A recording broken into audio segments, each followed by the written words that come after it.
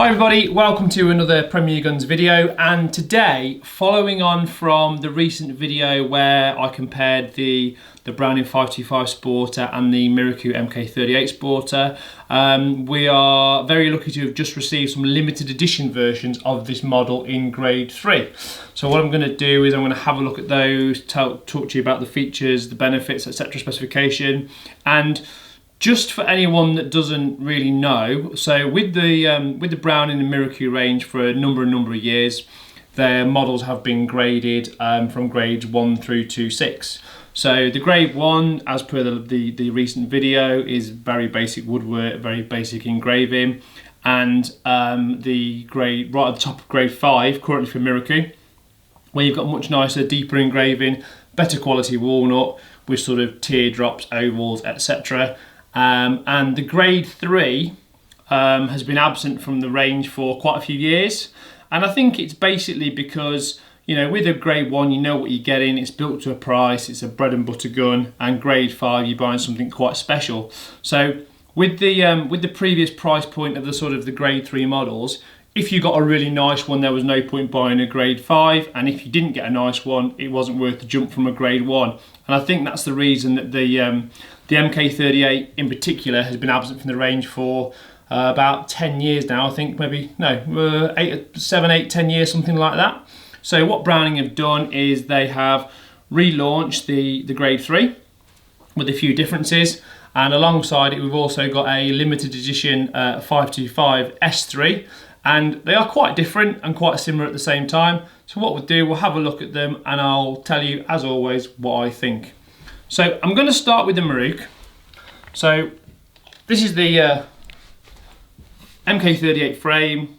Everybody knows and loves. Like I said before in previous videos, this gun is such a good gun. So reliable, so versatile, so durable. You know, a lot of the feedback we had on the previous video where I compared the 525 and the MK38 Sporter Grade 1, you know, everybody, it's got a lot of followers, and the reason I wanted to show you this is because it's something a little bit different that some people, particularly new shooters, won't have seen before, and they might fancy a little upgrade from their grade 1, and this could be the gun for them. So, as the grade 3 suggests, it is smack bang in the middle of the two models, the basic grade 1 and the high-end grade 5. So what you get with the grade 3 is you get this nice sort of foliate scroll work with the floral in the middle, a bit more engraving on the bottom, so whereas you wouldn't have as much engraving on the trigger guard with the grade 1, you've got a bit more engraving on the underside and the fore-end iron, and it just sets it apart from a grade 1, makes it look a little bit slightly deep relief engraving in the middle where you've got these sort of floral bouquets, which is really nice. Again, engraved barrel wings, which you wouldn't get with a grade 1. So there's a few nice little touches that just makes it, you know, that step up from the grade 1. Now in terms of the barrels, it is exactly the same as the standard grade 1 and the same as the standard grade 5. So they are available in 30 and 32 inch. The barrels are backboard with Invector Plus multi-chokes, and as per, again, keep reversing back to the previous video, on this particular model we have got Teague extended chokes. So if you buy an MK38 Sporter, it will come with a set of 3 extended Teague Invector Plus chokes and 2 factory Browning chokes.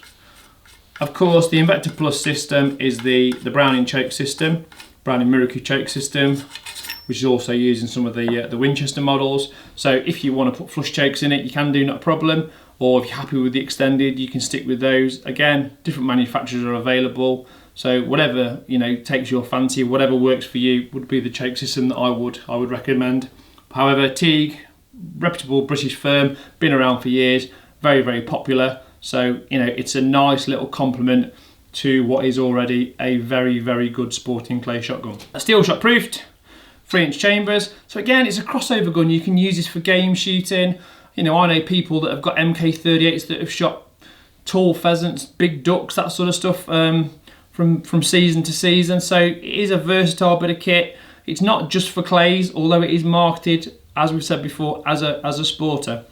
Now, one thing you might notice on the grade 3, as a nice little touch, you actually get these wooden cleats And what they are is they are attached to the centre rib. And what that does is where the fore end goes on, it just makes it a little bit smoother.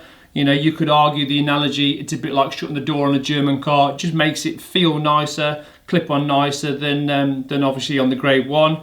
This is standard tackle on the grade 5.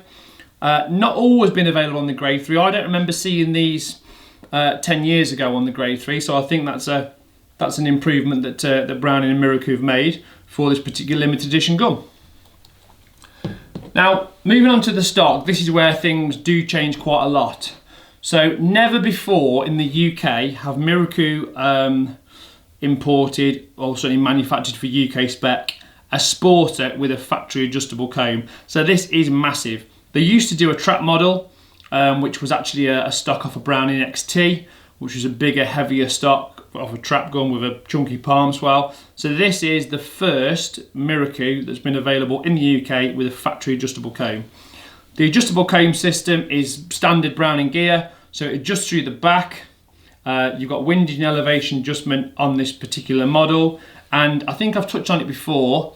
The previous model 525, for example, and the Ultra XS Pros used to use a different comb system, which I didn't like because it didn't go high enough and there wasn't enough adjustment. As you would expect, you've got some sort of mid-range woodwork. So it's nicely figured. It stands out that it's different from a grade 1, but you can also see it's not as high a grade as you would get with the American walnut they put on a grade 5. It hasn't got the dropper points and it hasn't got the oval, and ultimately that's all down to cutting costs. So just put the gun back together. And people that watch this channel, they know I like double point checkering because I think it looks traditional, it looks sleek, it looks what should be on a shotgun for me. This gun has got, as all MK38 sporters, double point checkering, no palm swell. Again, I keep referring back to the grade 1 and the grade 5, but it is the same gun. You know, we've got the same 15 inches length of pull with this little rubber recoil pad on the back, adjustable trigger, and that, in essence, I'll just put the choke back in the end, is it. You know, it's just a nice little upgrade from the grade 1. Sits in, from a price point of view, quite a long way below a grade 5. So, you know, you really fancy a grade 5, but your budget can't stretch to it. This is a really, really pretty looking gun that's going to give you a lot of years of service. And for the first time ever, this gun is coming in a Miroku plastic box. Obviously, we've touched on the fact that if you buy a standard MK38 or any other Miroku, even the grade 5, it comes in a cardboard box, which from a presentation point of view is not great. This one will be supplied in this rather swanky looking Miroku case. So you've got this sort of velour sticky stuff inside with a Miroku badge, like someone's done in Tipex. And inside there you obviously got your little choke box with your tube chokes, etc. Your little inspection certificate. And that, I think, is a nice little touch. Weight wise, again, same as the grade 1 comparison. It's heavier than the Browning, which we're going to come on to in a second. Largely because the density of the wood, being American walnut versus European walnut, and obviously the barrels aren't ventilated. And so you would probably expect one of these in standard 13 specification to weigh 3 or 4 ounces more than the Browning version. So that's the MK38 grade 3 limited edition. Really like the fact that it's adjustable. Again, I'm a huge fan of MK38, so the fact that it's a little bit heavier for clay shooting, I've said it before and I stand by my opinion that it's a better shotgun for clay shooting than the 525. However, the 525 has got a very big following here in the UK, certainly in the States where a lot of our viewers are from. So let's have a look at the limited edition 525. So to start off, if we look on the underside, Browning have actually put the word limited edition on it. Personally, I hate that. I think I would like it to be more subtle. We did a video on a Beretta 682 limited the other week, a Goldie limited, and it got an LTD on it, or you might get a slightly different case or a certificate saying it's limited edition. For me, putting the word limited edition on the bottom, not a fan of. You know, obviously that's just my opinion. Other people will have a different opinion, but as soon as I picked it up, I thought I don't like that. So the action itself, Standard 525 deep body inertia operated trigger system is very similar, in fact identical to the current grade 1. So it's this sort of polished version with the 525 graphics on and the bookmark on the fore-end iron. The only difference being with this one, it's got S3 on it rather than S, which I think is just the standard grade 1. Matte finish barrels, which is again like the latest specification 525 grade 1. And as you'll see, difference between this and the Miroku, it is ventilated.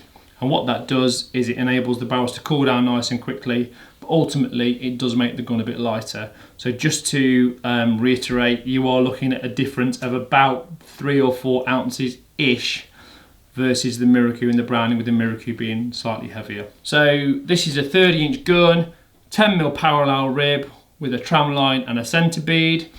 And whereas the standard 525 Spoiler 1 grade, what we want to call it, 525S, would come with flush Invector Plus chokes, this one comes with the extended Midas chokes, which are quite smart. They add a little bit of weight to the front of the barrels, which I like. They look well with these gold rings on. They also use these in the 525 laminate. I think this choke was first used on the Ultra XS back in the late 90s, early 2000s.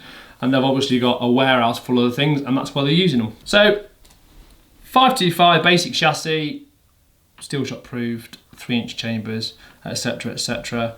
But a little bit more lively than the Miroku because of the reduction in the weight. Main difference, because the engraving is the same as the grade 1, is in the wood. So what Browning have done is they have used American walnut furniture, as they tend to use on most of their guns, the 75 Pro Sport, the 75 and 525 black gold, etc, etc. And the difference between this and the wood on the MK38 is it's just a little bit lighter in the density of it. They're both American walnut, so they've both got similar properties, but when you pick this gun up, it just feels a little bit lighter in the back end. That also may be attributed to the fact that on the MK38 you've got this quite heavy, thick, solid rubber recoil pad, whereas on this we've got the standard Browning Inflex gear, which just weighs as much as a postage stamp ultimately. Okay, the adjustable comb system, exactly the same as the MK38. I've looked at both the dimensions of both of these guns and they are pretty much identical. So we have got a drop at comb with the comb flat of 38mm and a drop at heel with the comb flat of 58mm. So a drop of 20mm, which is fairly standard for a sporting shotgun, which I like. And like I said before, it does go a lot higher than the previous model. So if you are tall, long neck, need a high stock, personally, if you are looking at a 525, I would avoid anything pre-2020 because it's got the 2 screws on the side, and quite frankly the adjustable comb is useless. With the case, it's not as nice as the Miroku, but obviously it does come with a standard 525 case. So standard 525 ABS case with sliding locks, and 4 of these quite smart Invector Plus Midas chokes. Just going back slightly to the stock, I've probably overrun that slightly. So American walnut, adjustable comb. I have to say, and I've probably said this in the previous video, I'm not a fan of this latest style of checkering that Browning are using. It is too big, and it also almost looks cartoony when you compare it to the MK38. The MK38 is a lot finer, it's not as sharp on the hand, and I appreciate that these are both done with lasers, but for me, I much prefer the style on the Miroku, and I think it also feels nicer. I've not got particularly coarse hands, but it does feel quite sharp when I pick that up. As per the Miroku, available in 30 and 32-inch barrel formats.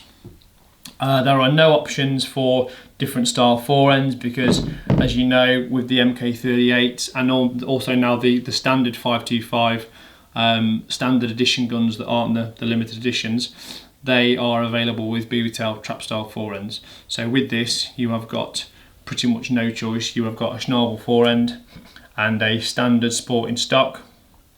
I said 38-58 factory fit Inflex recoil pad. So if you need to make the 525 longer, you can do. They do, in fact, they do a shorter pad, they do spacers, they do longer pads. With the Miroku, you are limited because if you needed to make the gun shorter in the stock or longer in the stock, that would be a gunsmithing job. So there you have two, I'm going to call them mid-range favourites from Japan. The Miroku in particular is quite exciting from my point of view because it's the first sporter to ever appear in the UK with a factory adjustable stock, and I was always quite a fan of this grade 3 engraving, so I think the fact that they've brought it back, even though it's in very small numbers, is a really nice touch, and it will be a big hit with Miroku fans. If I had to pick between the two, exactly as I said in the video with the grade 1 comparison, the MK38 is a better gun for clay shooting, so I would go with the MK38. However, if I wanted a slightly lighter gun, particularly because I wanted longer barrels without adding extra too much weight, I would probably go for the 525. What I do want to talk about briefly is the balance, because if you get a MK38 grade 5, quite often they are barrel heavy, and that again is to do with the density of this American walnut. So if I take this 32-inch gun and just check the balance of that, okay, that's with the extended teagues in, that is absolutely pretty much on the hinge pin. I can guarantee if you picked up that gun in a grade 5, it will be barrel heavy, and therefore we would have to add some weight to the back of the stock, which ultimately makes the gun heavier, and you end up with a gun that's heavier than you wanted to. Have a go with the 525, just see what the difference is. And you can feel the weight difference, no question, when you pick it up. It's definitely lighter. Okay, that's the Browning, and bit nose heavy, and again that's because, like I said, there's just less wood in this gun. You know, it just feels lighter at the back end. So if that was a gun I was choosing, I would have to balance it at the back before I started shooting. That pretty much wraps it up. We've got these guns in stock in 30 and 32-inch barrels.